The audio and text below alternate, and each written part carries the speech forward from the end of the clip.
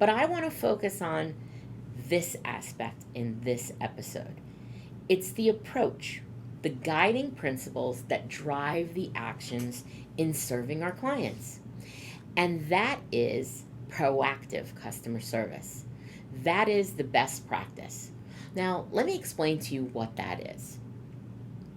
Proactive customer service is this. Hey everybody, welcome to Finding the Upside. Thanks for joining me today. I have another shorty episode for you, and today we're talking about proactive customer service. So customer service is a pillar that cannot be overlooked in business. And many times, and actually for a long time, it has been overlooked in many businesses. But I want to talk about this in terms of understanding how you can get to excellence in customer service and how you achieve an outstanding customer experience. How do you create the ultimate customer experience? Well, first off, in my experience, whether that's been creating that for our clients when I worked in a corporate environment, whether now it's creating it for my own clients in my own company, or whether it's helping my clients craft their customer experience or their customer service efforts for their customers. I think one of the things that's really overlooked is the ability and the actions to anticipate and be proactive with our customer service actions. Now, I'm not going to say that all companies fail here, but a lot do. One example that I think is a shining example that does an unbelievable job, in my opinion, is Apple. If you walk into any store, you deal with any rep at any level, and I deal with them on the consumer side as well as on the business side. Right away, it's apparent that they have mastered all of the things that create an outstanding customer experience. And that includes their company vision, their values, the training, all of it. All of those things that companies need to factor in to really get it right. And their recipe has produced unbelievable results. But I want to focus on this aspect in this episode. It's the approach, the guiding principles that drive the actions in serving our clients. And that is proactive customer service. That is the best practice. Now, let me explain to you what that is. Proactive customer service is this. Imagine being waited on in a restaurant, and the server that you have is so proactive that just as you're running out of coffee, down to the last sip, it seems like she's over there filling the cup. Just as your food comes, he's bringing along the condiments. He's asking if there's anything else that you need at that moment.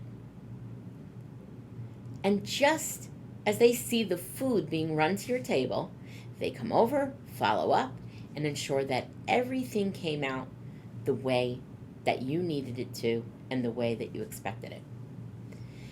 Rather than you searching for the server for 5 minutes. Where is she? I need more coffee. Where is she? I need a fork. Where is he? My food's getting cold. Where are they? I want another cup of coffee or another drink. It's really true that as a customer, we're not patient when we're waiting and looking for our server. Where is she? Where is he? Versus how we feel taken care of if the person who is being proactive comes over before we've really had to wait. We do feel taken care of if that's what happens. We feel served. We feel that they are being proactive rather than reactive. Now, here's the thing, and this is an important thing to balance. Being proactive and anticipating the customer's needs is the key to drive customer service. But it also needs to allow you to understand the fact that sometimes things happen and sometimes we disappoint. Sometimes as customers, we're disappointed. Sometimes as a business, as a company, we might disappoint our clients. However, then the reaction can't be excuses, which sadly, today, happens way too often. Rather, it needs to be focused on service recovery and all the elements of proactive customer service. So, going to your own experiences of what it's like to be on the receiving end of that and all the things that we should be putting in our efforts in terms of the concepts of how we build that ultimate experience for our customers and the people we serve, really focusing on that, referring to our own satisfaction or dissatisfaction as a customer, can help us to understand that. And it allows us to put ourselves in our client's shoes. Really important thing to really see it from their perspective. And today, it's even more important in this competitive landscape to do that because more and more companies are shining and are starting to shine by putting their efforts into doing just that. Here's the thing. The ones that are not, those are the ones that are likely stumbling and struggling and will continue to do that. Again, think about your own experience as a client or as a customer with certain organizations or certain companies. Again, I can't highlight enough that it doesn't mean that nothing ever goes wrong. It means that as a company, the staff is responding to you. If you're a customer, if something has gone wrong and they've taken the steps to correct it and have that service recovery, that's the important point. Not saying, oh, something went wrong, so they're no good. It's how do they recover from that? There's proactivity in that, and there needs to be when things fall off so that there actually is a response. As a customer, they're responding to you.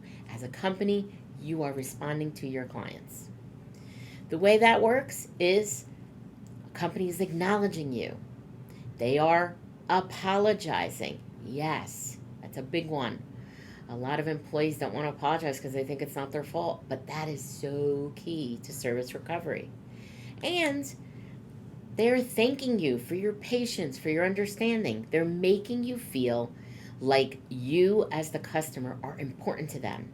And they want you to come back to be satisfied and to be able to attain that high level of satisfaction to delight you. Yeah. The other thing to think about is the entire customer journey. Many times what happens, a lot of companies are great at that at the beginning of a customer relationship where we're heavy on the touch points.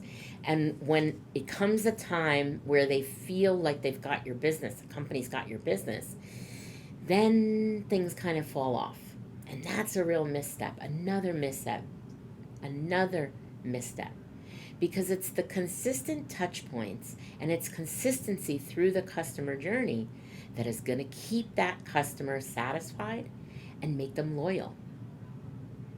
Another example I'll give you to illustrate this of how this might play out is what happens many times when you're buying a car. Yeah, they're all about it, those car salesmen, when you're walking into that dealership. They want to get you water. They want to get you an espresso. Then they want to ask, is there anything else you want to look at? They want to ask if you want to do a test drive.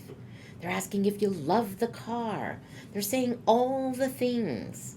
They want to help you out with financing. Oh, and we're going to help you with a service package. Lots of promises. And the minute you drive off, you take that car off the lot, it's like, try to get back to that level of service. I'm not going to say that all car dealerships do this because I have had a few great experiences with some. But I bet everybody could relate to that scenario that I just described. And that's not what we want to do. Unfortunately today, many companies' customer service programs are designed to acquire customers but not retain them, to delight clients and customers to truly retain them and create loyalty, that's the game. And that's where a lot of companies today fall off. So I'm going to leave you with this today. I hope that you can give this some thought. If you work for a company, if you're involved in delivering customer service, or if you own your own company. And if you're a leader of an organization, I'd also say take a look at what your efforts are and if they are following these guidelines of proactive customer service and striving for the ultimate customer experience. I would also like to remind you that every single function in a company, every single function ultimately impacts customer service, impacts our clients. Because as good as we are internally with all the things that happen inside the company, impacts the external customer service that's direct to the client. A lot of times people say, well, I'm not really involved. I don't deal with customers. But again, everyone in the company is, because ultimately we're all touching the product or service that is ultimately going to be delivered to our clients and is why they're coming to us as a business. And as a business owner or leader, remember that too, because how well you take care of all your employees has a direct impact on how they treat your customers. So that's all for this shorty episode. I hope to see you the next time for more entrepreneurial goodness on Finding the Upside. Bye for now, friends.